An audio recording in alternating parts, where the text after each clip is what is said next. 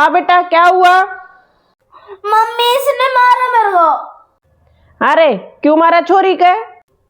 Mummy इसने पहले मेरे को जीभ दिखाई, चिढ़ा रही थी मेरे को। बेटा मैं तुम्हारी जीभ ही बाहर खींच लूंगी, तब कैसा लगेगा? चुपचाप एप्लीकेशन याद कर ले। ओके ओके मम्मी, पढ़ रहा हूँ। To the principal respectfully I beg pardon to say that. Mummy जी मेरे से नहीं होती एप्लीकेशन याद, आप ही कोई तरीका बताओ, नहीं तो मैं फिर से फेल हो जाऊंगा। पेपर में पास होए ना होए कॉपी भरनी आनी चाहिए। जब हमें कुछ याद ही नहीं होता मम्मी जी, तो कॉपी कैसे भर के आएंगे?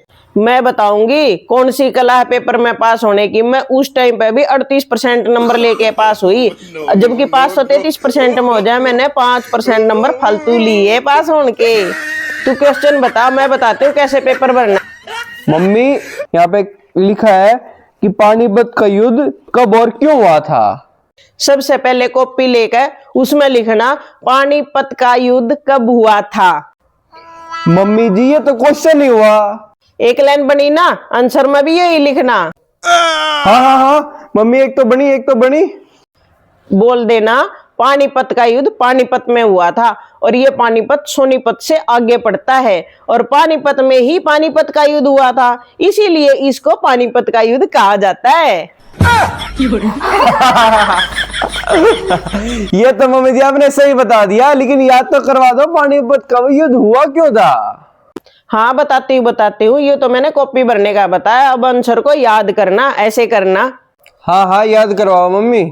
एक बार कुछ बालक इकट्ठे होकर सोनीपत में चले गए परांठे खाने, लेकिन वहां दुकान पर भीड़ थी। फिर वही बालक वहां से इकट्ठे होकर पानीपत चले गए, वहां जाकर परांठे खा लिए। सोनीपत वाला ने इस बात की पता चल गई, फिर उड़े जाकर सोनीपत और पानीपत वाले के बीच में युद्ध हुआ, और ये था भाई पानीपत का युद्ध। अच्छा यूं याद करना था मम्मी, आपने तो सही याद करवा दिया। मैं तो 3 दिन से परेशान हो रहा था, एक क्वेश्चन याद नहीं हो रहा था। सच्ची बताऊं आपकी कसम, अगर आपके जैसा मास्टर पढ़ाने लग जाए ना तो हर बच्चा पास हो जाए, हर बच्चा। अरे हमारी तो बातें अलग है, और कुछ पूछ लिए, कुछ याद करना हो तो ऐसे करवा दूंगी।